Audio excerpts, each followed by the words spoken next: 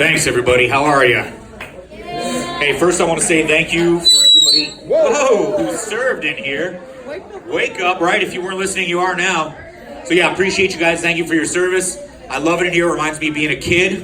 I kind of grew up in one of these. My grandfather was in 3 wars and Navy veteran, rest his soul. So yeah, that's going to go out to him tonight. If he was here, he'd be roasting the shit out of me coming up with this and everything. So thank you guys so much for your service. I appreciate you. Well, I'm glad I was even able to make the show because, man, I woke up this morning and I felt real bad. Kind of like a glazed donut, you know, just fat and sticky. And worst thing was, I didn't even do anything. I just woke up feeling like that. Afraid if I got hugged too big this morning, somebody was just going to squeeze the jelly center right out, you know? So I'm getting a little older and stuff. It's terrible. And I do realize that I look like a member of Good Charlotte that got kicked out of the band before they made it big. So I'll just throw that out the way right there so that way nobody has to say it, you know what I mean? You know, a funny thing too happened on the way over here. I swear, true story. I saw an ambulance with its lights and sirens on pull into a cemetery, right? Just wanted to go over and knock on their window. Sorry, bro, you're too late. Nothing can be done. You're too late. We good? All right. Sorry about that, guys. A little audio here. Stand by. Stand by to stand by. Stay behind you. We good? That's right out here. All right, how's that? That's good. Sounding beautiful now. Okay, everybody. Sorry about that. We'll just reset here, huh? All right. So on the drive over here, true story, I saw an ambulance pulling into a cemetery with its lights and sirens on. And I just wanted to knock on the window. Sorry, guys, you're too late. Nothing else can be done, man. They're in the ground, you know? It's true, man. It's true. So my father is Jewish, right? And I'm adopted, actually. Now, recently I did one of those Ancestry DNA tests, and I found out I'm German. Yeah, right. So things have been a little awkward around the house, you know what I'm saying? Like, it's actually affected our relationship a lot, to be honest with you. Like, he won't go on train rides with me anymore. We've been planning a father-son matching forearm tattoo for years. And that is right out the window now. It's a shame. He actually loves me a lot until he hears that joke. He's going to hate that shit someday. You know? I promise you that. Now, earlier today, I made a decision. I decided I'm not going to ride Uber Lyft anymore. Anybody in here fan of that, Uber Lyft? A little bit, not too much. I'm not either. I thought, you know, I used to ride it, and then, you know, I started thinking to myself, man, if you're a kidnapper or a rapist, dream job, right? You don't even have to have qualifications for it. It's like cell phone, check. Car, check, you know? Plus, you can be lazy, too. You don't even have to go searching for victims anymore, just sitting in your living room, you know, like, ding! Wow, Zach, you want to ride, huh? Well, I hope you packed a lot of lube, because in about 7 minutes, you're going to get bound and gagged. It's like, don't we tell our kids not to get in a car with strangers? Unless they have 5 stars, apparently. Then you're good to go. Oh, man. So, I'm a dad, believe it or not, despite all the crazy looks. I'm just a very different dad. You know, I think it comes from a lot of my background, being a kid. Like, for instance, I was a radio DJ for a while. And I thought it was going to be an awesome job, actually. I was really hyped for it. But I ended up hating it. I have to mention, it was for a Christian radio station, right? So, by nature, you can really only talk about one subject, you know? So you'd get a radio break and you'd be like, well, that was a great song by Jesus. Coming up next, we got a song by the one, the only, it's Father God. Now this hour is being brought to you by Saltines, the world's best communion cracker, and Welch's grape juice, because drinking the real thing is a sin. I need all my apostles to pay attention, because we're about to vote for the song of the hour. You can vote for Jesus, Jesus, Jesus by the prophets, Jesus, God, I love you by Fire and Fury, or Christ, I love you by creation, right? It's like, don't forget at the end of this week, we got our big giveaway. It's an all expenses paid for by the blood of Christ trip to heaven. And it's really easy to enter. All you have to do is take them into your heart. This has been GOD 666 Radio, reminding you don't touch that dial or you'll go to hell. I hated it, you know? So I went and I told my boss I hated it. He made me put in my 40 days and 40 nights right there. It was done. You know, I was thinking too, if Jesus were alive today, I think he'd be like a YouTube influencer, you know, that specializes in like life hacks. You know, he'd be like, yay, my children, are you tired of running out of sparkling wine on your Sunday brunches? Well, fear not, because today I'm going to teach you to turn water into wine. I just need you to like this video and subscribe to my channel. Right?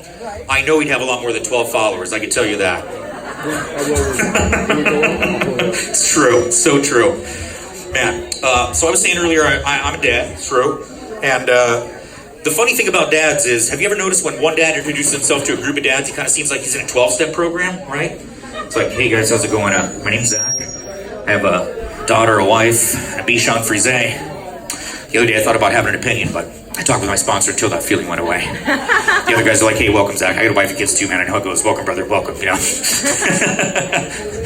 Now, being a dad, I always have to lay down some ground rules with my little one, you know. And one of the things that pisses me off the most, I'm sure you guys can relate to this, is the lights being left on all over the place. Does that bother any of the other dads out here? Yeah. Light patrol, man. Light patrol, right?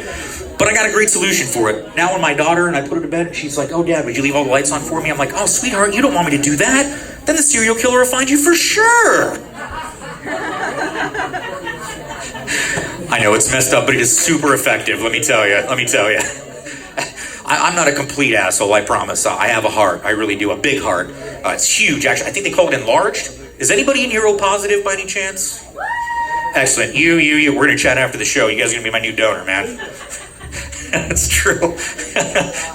You know, another thing I've been trying to figure out, like, you know, I've learned a lot of things, like, you know, the value of doing the dishes before you put them in the dishwasher to do the dishes again, and how to shut that microwave off perfectly when it hits a second so the wife and the kids don't know that you're having a midnight snack. But the one thing I have not figured out yet is women's laundry and how to fold it. It's ridiculous. Like, just trying to turn it right side out. I'll grab it out of the dirty clothes or the clean clothes, like,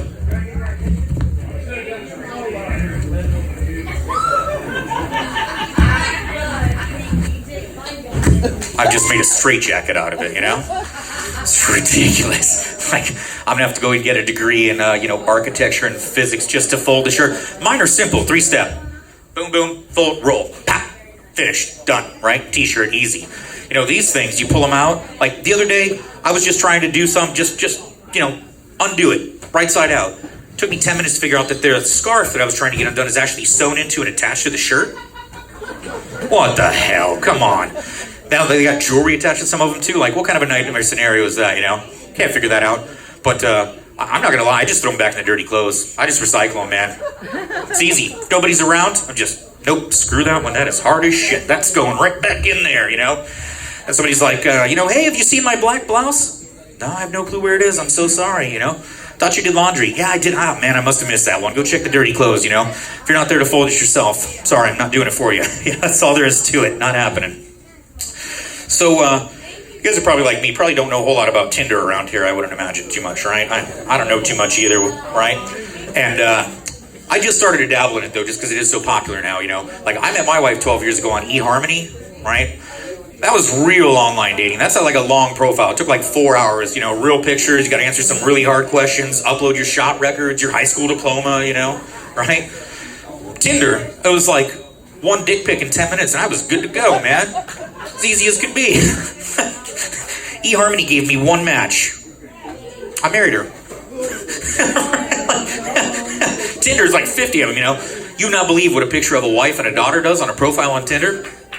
Crazy ass. I know, I was shocked. I was really shocked. Not as shocked as my wife, but I was still pretty shocked. It's true. Sorry, guys. Man, oh man.